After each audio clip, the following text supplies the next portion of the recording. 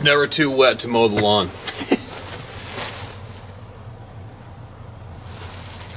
Got both those muddy animals out there chomping away. Having their afternoon snacky time. A little bit of a relief after this pouring rain, and they're both rolling in the mud.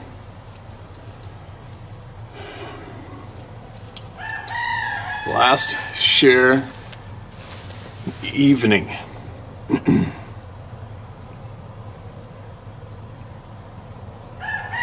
Man, I got a lot to do before I go away. Alright, what's this? Marker's red. Short and sweet is the title of this email. Hey Steve, I've listened to your channel for a couple of years now and felt very compelled to write to you. I've been a lifelong hunter and fisherman in New York State. This summer I heard you read a bunch of emails about witnesses to a Bigfoot creature in that area. One evening while hunting deer, I was 3 mountains back off the main road, close to the Never Sink Reservoir. I was 2 hours into my sit when I heard a loud clacking sound. It sounded like 2 rocks being smashed together. This continued for about 15 minutes, so I got curious and started to stalk to the sound to see what was making it. As I quietly approached, I was terrified to see a large hair-covered ape man smashing a bowling ball-sized rock against some other large rock he was sitting on. He was holding the bowling ball-sized rock with just one hand. I was so horrified I literally ran back to my car without stopping, keeping an eye over my shoulder to make sure I wasn't being followed.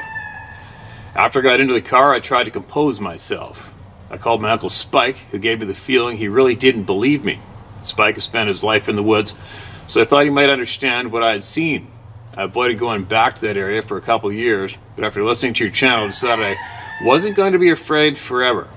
I've ventured back to there many times now because it's a great deer area, but I haven't seen anything like that or any sign of that again. I talked in great detail about this to Spike, and he finally admitted he has had a few experiences with these creatures through the years, but didn't want to scare me because he knew how much I loved hunting. He actually has some trail cam pics of this creature from years back. Please share this email with as many hunters in the New York State area so they know what's out there. Yes, you can use my name, Brian McWonder. I don't really care what people think, and I know what I saw. I've been investigated by the FBI for other reasons and have no respect for government at all. Thanks again, Steve, for what you do. All right, Brian. Be safe, man, and don't forget, when you keep going back there, you just know that more times than not, it's almost like people are tagged, right? So just keep yourself prepared between your ears for when it's probably going to happen again, all right? So it doesn't screw you up for future outings. And then if you would, possibly remember what I do is I mean, your sixth senses are going to, your sixth sense, your intuition, whatever anybody wants to refer to it as, it's going to be on fire from here on in, from then on in, every time you go near the woods again, as you know, right? So listen to it. And then that's what I do. You take baby steps. Baby steps, you go back to where the shit went down, you pursue your passions, your interests. But if you feel the pressure and you don't want to go through that again, then you just turn around and you leave and you come back another day, right? That's what I do. It works for me. Good luck out there, man. And thanks for that share. People are going to appreciate it. More than likely in New York State for sure, as we got people from every single state avidly listening. All right, what do we got here? Here's another one. Please read. Want to know if anybody swap and similar experience. All right. I'm writing this email to trying to remain in control of my own mind. I feel like I'm losing it. I wrote you a while back about an experience I had in my home state of Montana while at a camp doing a flooring job. I believe the experience I had was more than I was expecting to have to deal with. Since that day, I've had what started as dreams that occur in sequence each night. It'll pick up where I left off.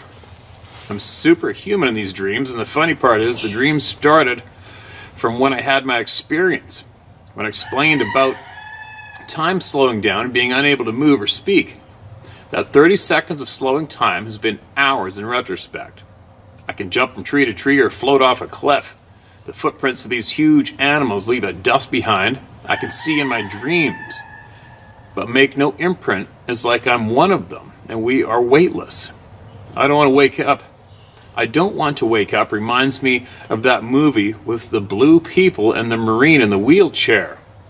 I go out fishing almost daily and my back has been bothering me a little more each day. I'm 41, I'm usually in great shape, but I feel like I'm falling apart. Like this experience is eating at me like a cancer. But I hear things I wouldn't usually hear. I don't get as cold as I used to. I guess your opinion really did and does mean a lot to me, maybe for no reason other than your lack of judgment. Maybe I'm losing my mind. I've tried to use more punctuation this time, speaking of being judgmental. Just kidding. But seriously, is this something common people experience? I'm not scared of this. It is actually calming mentally, but physically it's eating at me. Should I push this away and fight it or take comfort in it? I've had a few people ask me about my state of mind from official people that would never had cared before, it seems like. I'm okay to die, but I feel like I'm being trained or almost like a phoenix. All I want to do is sleep to know what's next. I want to go back to the camp where this happened, almost like it's calling me, but it's closed this time of year. The Crow people that name the land want me to sing in my sleep even. I am not good at writing, and I feel flustered and confused when I try to write. If you're interested, I would tell you more details, but if it's your opinion, I'm just crazy, it's okay to tell me that too. Thanks for listening again. Let me know what your thoughts are, Ryan.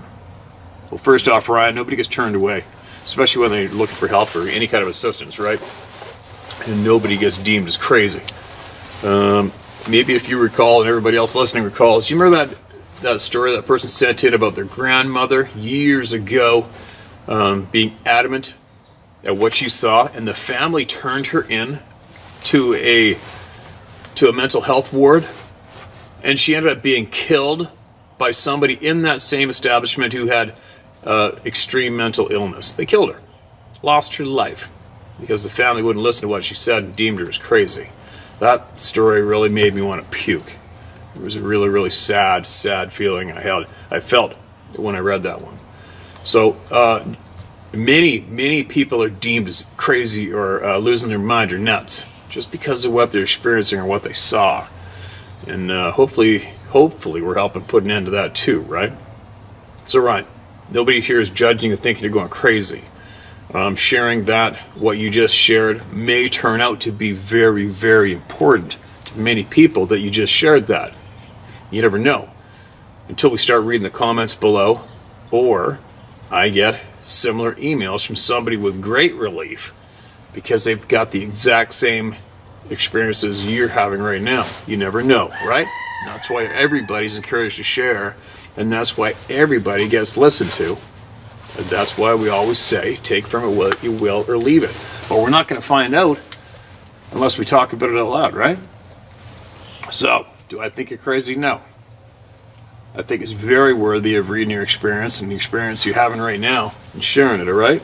So, if you want to share more, you get it to me and you share it, all right? And keep an eye on the comment section below if somebody's trying to get a hold of you, or if maybe somebody's got similar experiences and they want to share it and get off their chest and or share something with you, all right?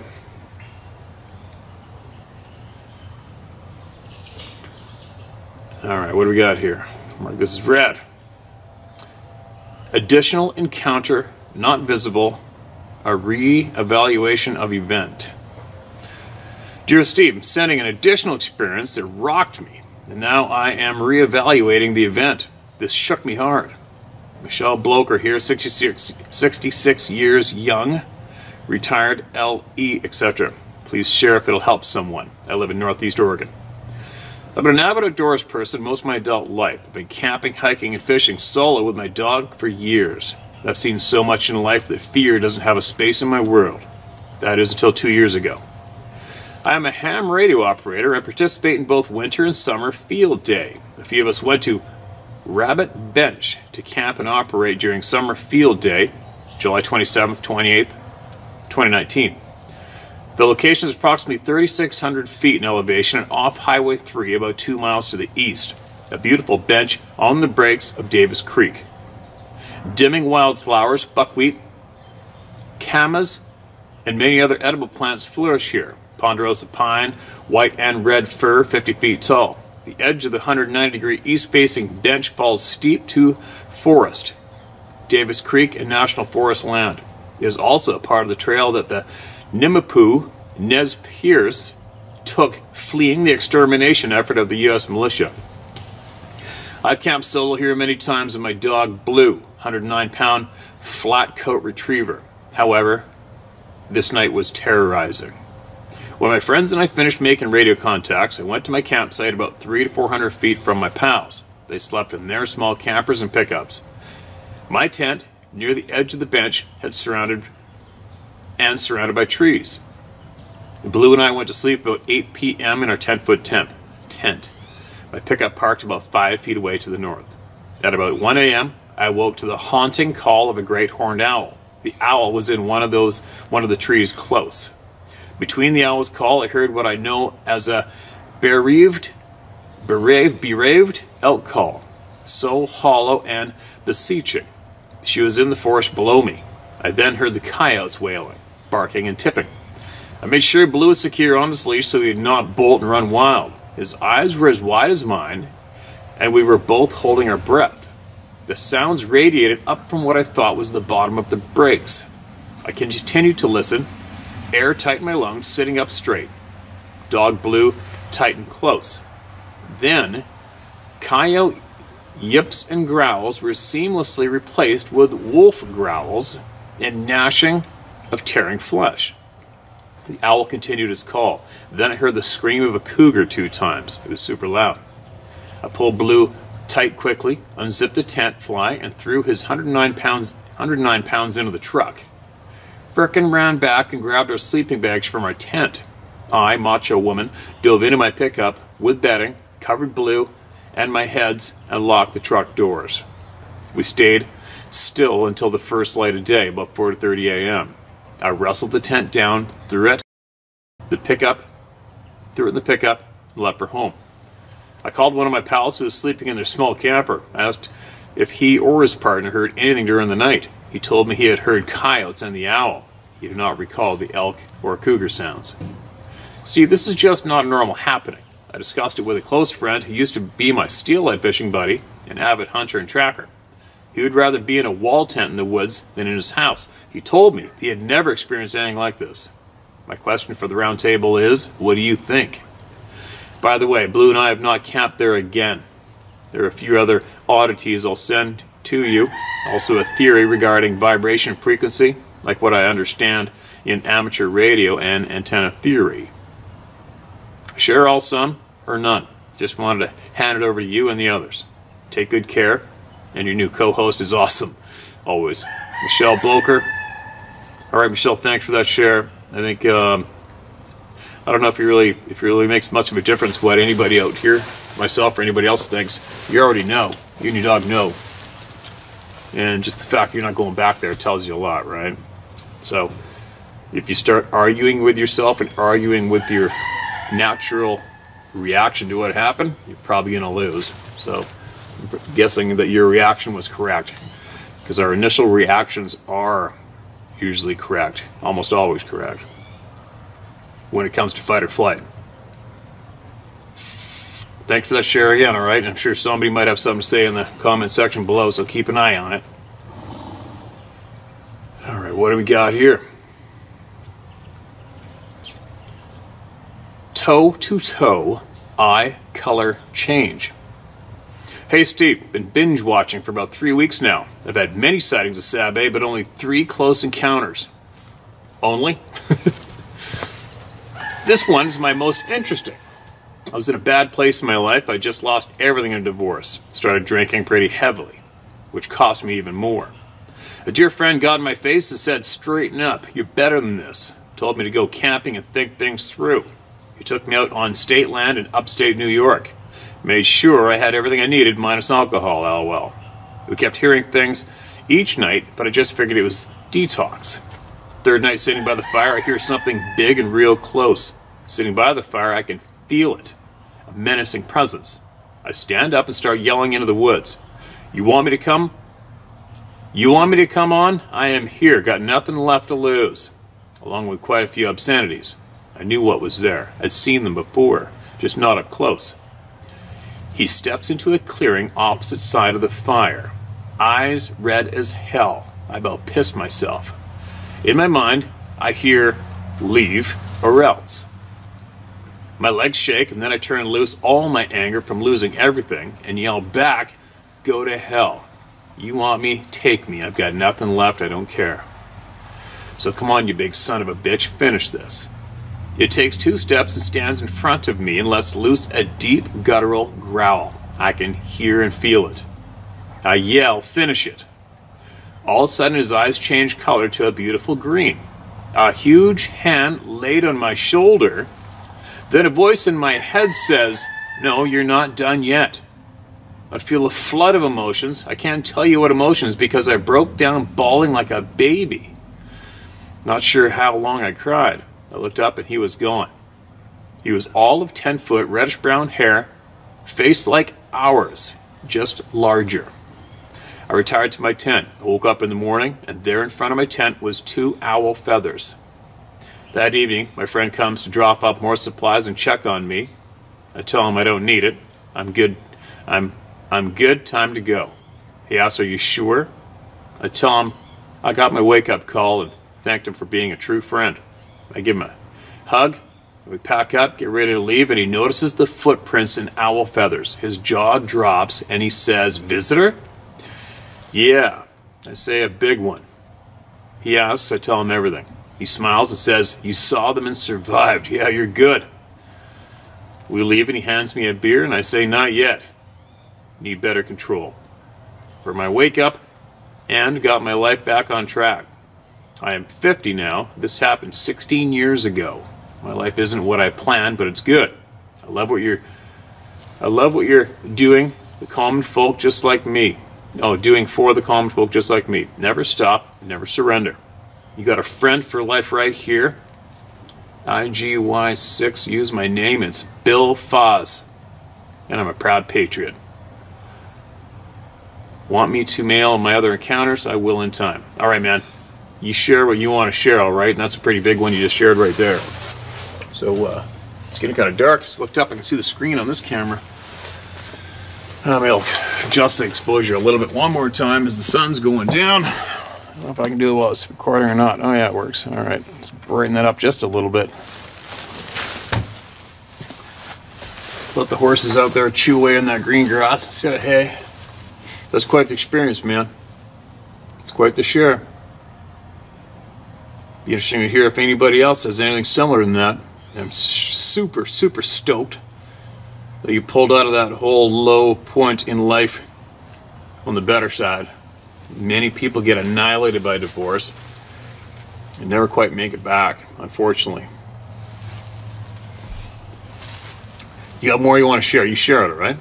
Especially if you think it's going to help somebody else. Australia, Yowie/Sabe. Steve, feel free to share as you see fit or not. Your last share, today's video, with the email from your clearly informed friend and your subsequent comments regarding keep the dummies arguing amongst themselves. Bravo, my man, bravo. Consumer society is built on a foundation of slavery of the mind, not just the physical body. Those that have never had to forage and feed themselves without the use of shops and cash often struggle to free their mind from the transactional life of the grind. I.e., I offer my life and labor to your cause in order that I might achieve ultimate comfort, etc., etc. I live in both worlds, just now don't have the luxury of no fear should the rules dictate I be banished from normal society, for some. She took off. I've been chasing her. In the barn, it's okay. You're gonna watch her? Well, I just gotta finish this, but... Just, I've got stuff in the oven. Okay. Oh my god. I've been trying to get her. Huh? Yeah. I don't know, 10 more minutes? Yeah.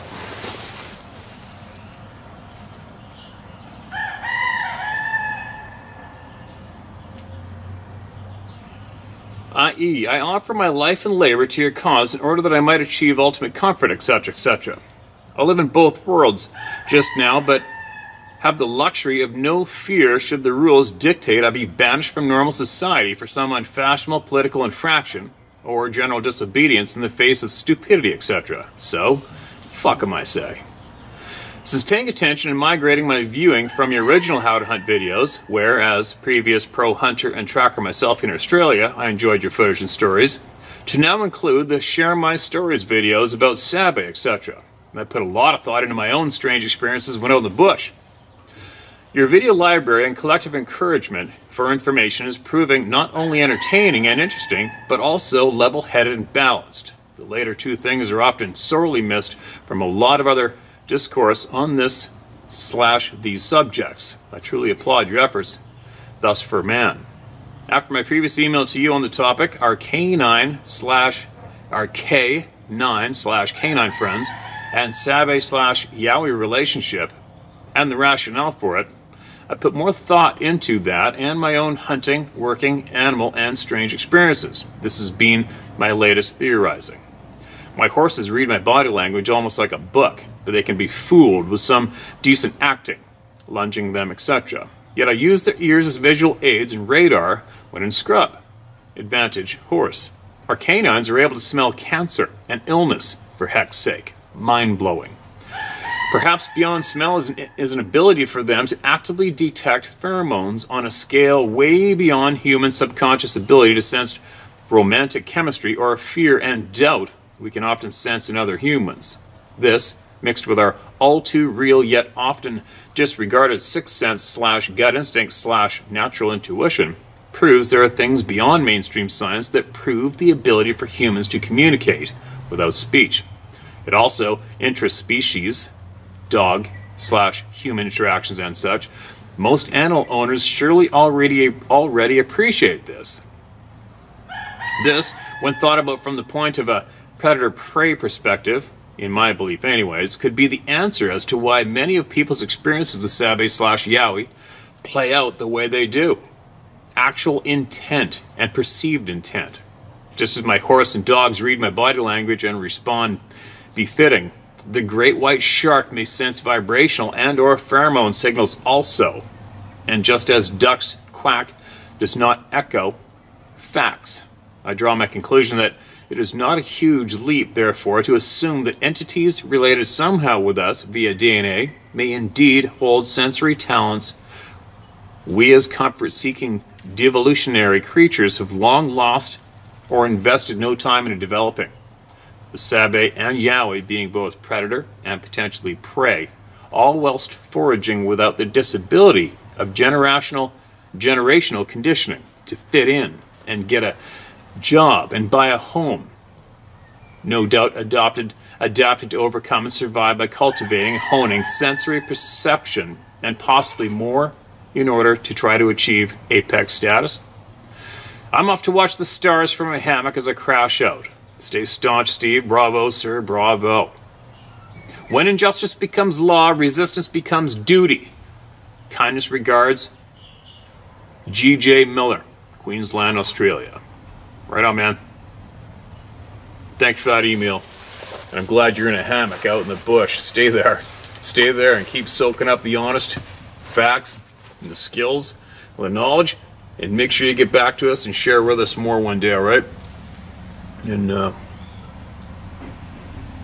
thanks for that share. I appreciate it. Big time. It's getting dark. Got a goat crying at one behind the camera and muddy horses out here that need to come in, but maybe I'll go in and eat my dinner. I'll let them mow the lawn a little more first.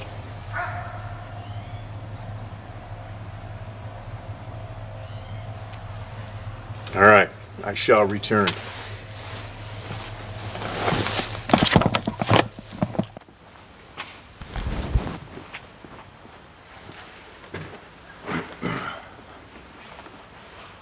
It's raining.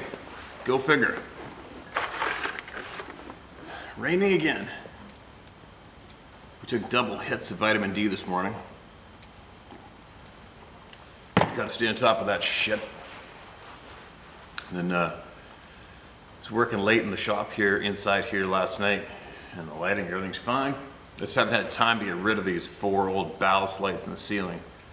I will when I get to that stage of the game. But anyway, there's 2 light switches side by side at the door. And one switch turns on the back 2 lights in the ceiling, the 2 ballast lights, and then the other switch turns on the other 2, which are right above me. Well, all of a sudden something happened, and now it doesn't matter which switch you turn off and on, it turns all 4 on or off at the same time. So me not being an electrician and all the shit that's in here, it's got me a little bit antsy about that, and now I got to get an electrician in here to just get these things ripped out, get some proper lighting here, and figure out, we'll just get rid of that weak link. All I know is that's not right. That means the electricity's not right. Something in the switch, I'd imagine. And I don't need to burn this place down. That would make me a little angry. So, and unfortunately I got a lot to do in this shop. I don't have any other lights, so we'll figure it out here shortly. I got to drink my coffee and wake up with the world, and wake up to some potential information shared. And I got a quick question out there. I know there's a handful of people out there that know what I'm talking about when I make this slight mention. There's some groups of people out there that refer to these beings as the wood people. Meanwhile, the, quote, authorities refer to these beings as the last tribe. So if that resonates with you, you know what I'm talking about. Send me an email, all right? And I'll send you more. There'll be more coming shortly, but I'm saying there's a specific handful of people out there, you know what I'm talking about. Send me an email. I'll get to more on that. It's going to be a little confusing for you guys, but I'll hit up on that a little more later on. There's a lot more coming. So what do we got? Let's hear from the people. Memories from the Northeast Texas. Hi Steve, been watching and listening to your videos for quite a while now. Starting with the hunting videos, then moving to the facts. Appreciate your format and your matter-of-fact way of viewing the subject. My name is Dottie. I'm 65 and I live in the sticks in Northeast Texas. If you draw a straight line down the Oklahoma-Arkansas border and across from the Arkansas-Louisiana border, they would cross pretty much on top of me in the Sulphur River bottoms area. As you probably know, there have been too many sightings here to count over the years, and as normally goes along with it, we have our share of UFO sightings here as well. In fact, I've seen the same UFO twice, years apart. That is off subject. Yes, I'm a redneck and very proud of that heritage, but I'm also a college-educated professional business analyst, so I deal with the facts as well. So, to my story. Since I was 18 in 1975, I've always joked that I had a Bigfoot encounter, but I never realized until I started listening to your viewers, the members of the round table, that I've been having encounters for most of my childhood. In my 1975 encounter, I was with my fiance one late summer night, doing what young people in love and the sticks do most Friday nights. We had turned off the farm to Market Road onto a blacktop road that led to a dirt road, and then we went through a gate into a cow pasture to discuss our upcoming wedding. It was a warm summer night and we had the windows down to catch a breeze. In the middle of our discussion, in the back seat of his car, I heard something circling the car. I got his attention and he said it was just the cows walking around. Then he sat up and said, "That's not a cow."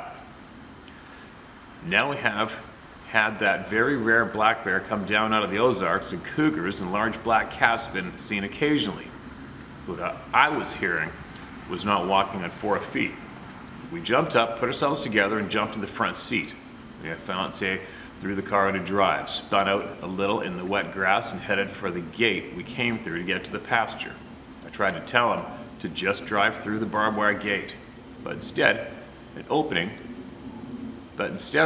it, and told me to drive through.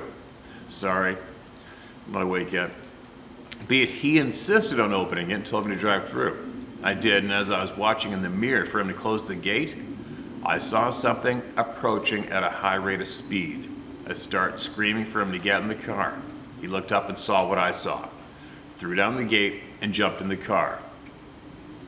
It came through the gate but stopped at the dirt road, and we never saw it again. What I saw was big and black and covered in hair, not fur, but long stringy hair. I saw a silhouette in the moonlight and couldn't make any features, but the silhouette was head and shoulders above my 5'11" fiance.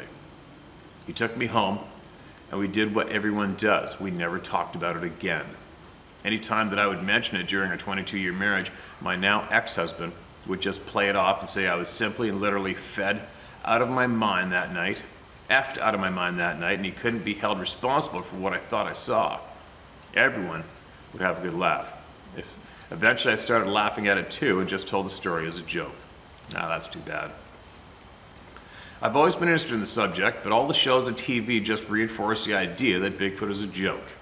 Then I started watching your videos and listening to other encounters, and my childhood memories started coming back. I know this is turning into a long read, and I apologize, but I'm hoping my stories will trigger others' childhood memories and make them rethink a few memories of their own. Number 1, my paternal grandparents lived deeper in the river bottoms than we did, and we would visit them often. Granny would tell us every time we spent the night to not go outside alone. The booger man would get you. They had dogs that wouldn't let anyone come in the yard unless Granny told the dogs to stay. I remember nights when I would wake up to footsteps outside. I would assume it was Granny because I would always hear Granddaddy snoring in bed and the dogs weren't barking. But Granny's not quite 5 foot and weighs under 100 pounds. Think about it now, there is no way I would have heard her footsteps. And almost every time I would ask the next morning about the footsteps, where the dogs were, she would just say, "Booger must have got them." They would show up after good light and everything would be forgotten. Number 2, there's a pond off an old dirt road that ran to the river bottom where we liked to fish and occasionally camped out. The pond was called Booger Pond. There were 5 of us kids, my older sister, 17, my older brothers, 15 and 12, I was 9, and my younger sister was 7. Our parents would drop us off, tell us to be careful, and if anything happened, Granny was across the woods about 2 miles. The 3 older kids each had a gun, 22 single-shot rifle, a single-shot 410, and a 12 gauge. I can remember many nights waking up to all 3 older siblings sitting up in the tent and hearing footsteps circling outside and branches breaking. We would also often hear heavy splashes in the pond that was explained as fish jumping and pigs rooting around.